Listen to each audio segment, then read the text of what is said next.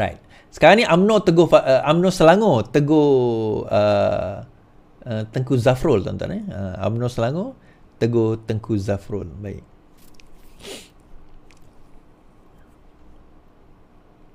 UMNO Selangor, Tengku Zafrul perlu berhenti buat kenyataan aibkan diri sendiri. Ketua Penerangan UMNO Muhammad Zain menyifatkan Tengku Zafrul sebagai terasing dan ketinggalan maklumat berhubung gerakan politik negara. Justru Muhammad Zaidi berkata Tengku Zafrul perlu berhenti membuat kenyataan yang boleh mengaibkan dirinya sendiri serta mengelirukan ramai pihak, terutama ahli UMNO. Sebaliknya, sebagai pemimpin parti, lebih baik dia menyertai usaha mengukuhkan parti bersama kepimpinan Selangor dan pusat daripada hanya menikmati hasil jerih perih perjuangan dilakukan ahli UMNO yang ikhlas kepada parti walaupun mereka tidak memegang jawatan tinggi.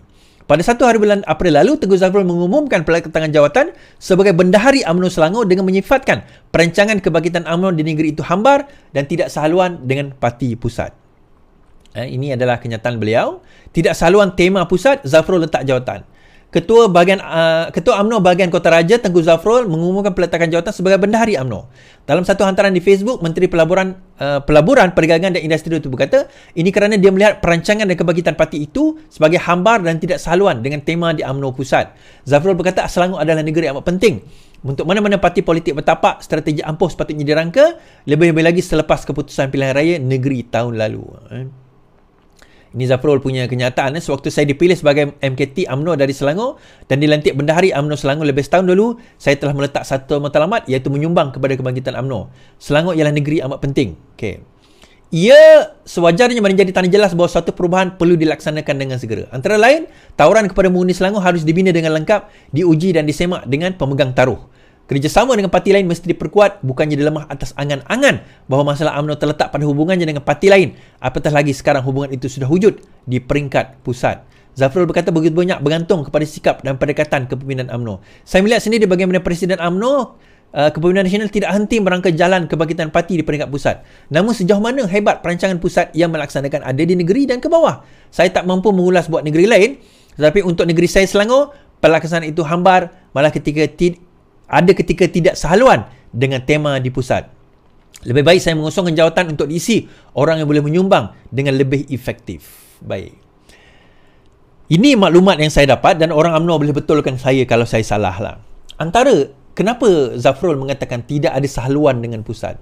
Sekarang ini UMNO dilihat berpecah kepada 3 kumpulan yang besar. Satu yang menyokong Zahid Hamidi, satu yang menyokong Datuk Seri Najib Tun Razak dan melihat bahawa Zahid bersekongkol dengan Anwar Ibrahim untuk tidak membebaskan Datuk Najib Tun Razak, dan yang ketiga yang mahu bersama dengan Hishamuddin, yang mahu bersama dengan tim yang anti Zahid untuk bekerjasama dengan UMNO, dengan PAS, dengan Perikatan Nasional dan anti kepada DAP. So, 3 haluan ini dan Zafrul dilihat sebagai pro kepada Zahid membawa kepada perpecahan di dalam UMNO, bukan setakat di Selangor sebenarnya, tetapi di juga peringkat nasional. Di peringkat nasional juga terlihat. Tolak tepi Sabah, Sabah dia ada keunikan dia sendiri. Now, di dalam social media sendiri, gerakan untuk membebaskan Datuk Seri Najib masih lagi prevalent, masih lagi kuat dan masih lagi kukuh. Saya tak kata bagus, saya kata tidak. Malah ada baru-baru ni saya tengok dalam satu TikTok, gerakan menyalahkan Datuk Seri Anwar Ibrahim. Dia tulis kat situ, Anwar tidak akan bebaskan Datuk Seri Najib Razak. Itu dia punya kempen. Anwar tidak akan bebaskan. Jadi bila dia kata Anwar, dia akan masukkan sekali Zahid Hamidi. Kerana bagi UMNO yang grup ini mengatakan bahawa the only way UMNO boleh bangkit dan menang dalam pilihan raya apabila Datuk Nasri Najib bangkit, keluar dan memimpin mereka. That is the only way. Dan of course mereka percaya Najib tak bersalah lah. That's another point, another story. Tetapi sekarang ini perpecahan ini dilihat di dalam UMNO akan memecahkan UMNO further kalau mereka tidak dapat mencari titik tengah kepada pertembungan ini.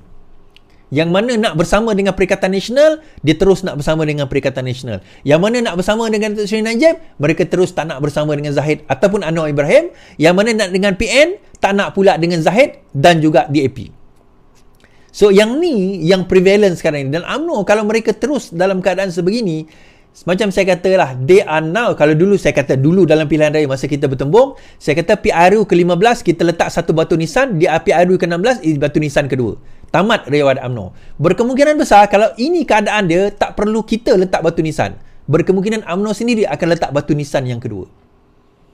Saya nampak kalau sekiranya Datuk Seri Zahid, Datuk Zahid Hamidi tak ada lagi dekat situ, mungkin dia kalah dan sebagainya, mungkin dia jatuh, whatever the reason, berkemungkinan besar pertemuan di antara tiga kelompok ini akan semakin prevalent dan akan further memecahkan UMNO. Saya tak nak komen lebih, saya tak kata negatif atau positif tentang dua perkara ini. Itu hanya perhatian saya sebagai orang luar. Okay, habis kat situ. Alright tuan-tuan, okay, habis. Ni saya nak buat satu cerita menarik tentang kalimah Allah juga, terbaru. Saya tengok ada satu TikTok, dia bermula daripada TikTok juga ni. Ada pasangan suami isteri, dia tunjuk, ini lah. Dia tengok dekat bawah tapak kasut, dia ambil satu tapak kasut tumit tinggi tu. Ada satu kalimah Allah, dia kata. Tengok, nampaknya macam Allah, tulisan Allah ni. Ini adalah satu kalimah. Berani puak-puak ni. Ini adalah kalimah Allah. Tu saya tengok lah, saya pause benda tu, saya tengok. Saya kata, kat mana ada kalimah Allahnya? Kat mana ada Allahnya? Sebab tu saya kata, di antara pentaksub yang bodoh, tuan-tuan. Dan ini dipanggil pareidolia. Okey, sebelum saya pergi kepada video itu, kepada gambar tersebut, saya nak cerita sikit apa itu pareidolia. Okey, pareidolia ni adalah satu tendensi kepada, okey, saya baca ni. Tendency to perceive, untuk melihat a specific, often meaningful image in a random or ambiguous visual pattern. So dia tengok benda tu ambiguous, tapi bila dia parti, betul lah, macam rupa sesuatu. Pareidolia faces more likely to be perceived as male than female. Ni study ni contoh. Kan, kalau kita tengok, ni yang harmful. Kita ada muka tersenyum, kita ada kat situ, muka orang, macam ni. Itu yang harmful, yang harmful pula, harmless. Muka perempuan, dia macam muka lah. Ini dipanggil pareidolia. Tapi yang lebih teruk adalah bila dia jadi religious symbol. Yang tu lah, maka kita akan melihat yang pelik-pelik, tuan-tuan. Kita akan melihat keadaan yang pelik-pelik, benda yang tak ada jadi ada. So, sama juga yang saya nak bawa ini. Ini dipanggil pareidolia. Tuan-tuan, kalau kita tengok belah kiri ni, kita tengok sebelah kiri ni. Okay, saya nak tengok yang saya nak bawa attention pada belah kiri ni. Kat mana dekat sini yang kalimah Allahnya? Dekat mana yang Allah, yang mana? Ini dia kata alif. Ini kalau bersambung, dia tak ada jadi alif, dia jadi sin. Dia ada sin apa ni? Sin mim. Sin mim ra. Mungkinlah sin mim ra. Samir ataupun sin mim. Tak pandai jawi ke orang zaman sekarang ni, tuan-tuan? Kalau bersambung, dia tak jadi alif. Alif dia tak tulis pendek macam ni, dia tulis panjang. Kan? Alif lam ha. Lam ha tu, alif tu kat depan tu tak bersambung, dia kena ada alif satu lagi. Kan dia kena baca daripada kanan ke kiri, bukan daripada kiri ke kanan. Kalau kiri ke kanan, dia tak jadi lagi Arab, tuan-tuan. So sebenarnya corak ni datang daripada mana? Ni saya nak tunjuk. Corak ni datang ni daripada ni lukisan ini, nampak tak ni? Yang ni. Okay, just to put into perspective lah, tuan-tuan. Nampak tak corak ini? Okay. Pasal tak corak ni yang macam tanda yang macam tu, dia punya kaki tu kan sama membawa kepada macam ni. Itulah dia punya trademark dia, sebab dia jual kasut perempuan. Alright, okey lah.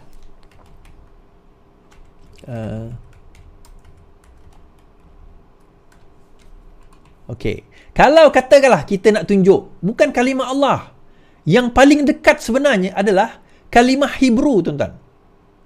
Tulisan Hebrew. Kenapa saya kata tulisan Hebrew paling dekat? Okey, saya nak cari.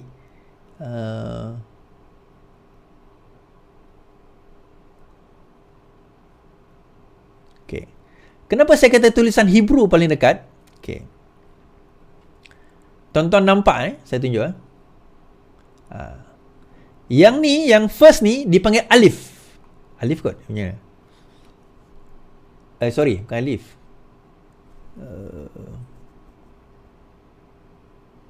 Ya, alif ni dia jauh sikit kalau kita tengok ke atas ni. Kalau kita tengok ni, yang ni, simbol ni.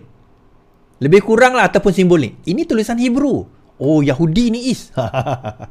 Kan? Kalau kita nak cerita. Tapi Allah, kadang-kadang entahlah, tuan-tuan.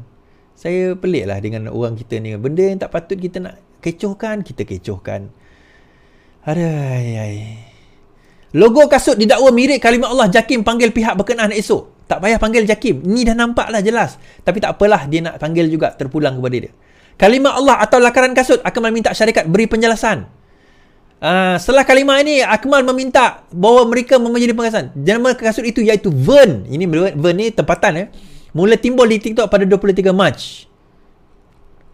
Ia timbul apabila ada satu pasangan melihat bahawa betul. Okey. Ada kalimah Allah, tulisan Allah. Okey, kita cuba cari ya.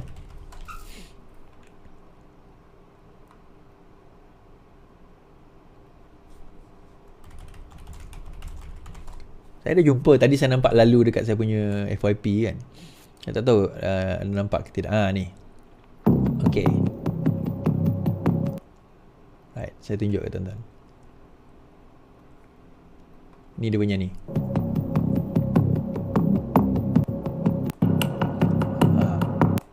Dia tunjuk.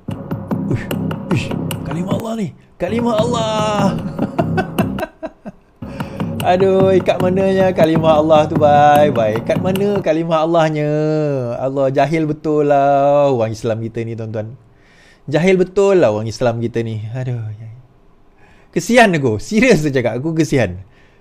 Alif pun tak kat mana. Sin dengan alif pun tak tahu beza. Ni mesti jenis seriti tak kerti baca jawi kan? Kenapa tuan-tuan? Nak tunjuk terpaling lagi sekali. Okeylah, habis kat situ lah tuan-tuan. Okey.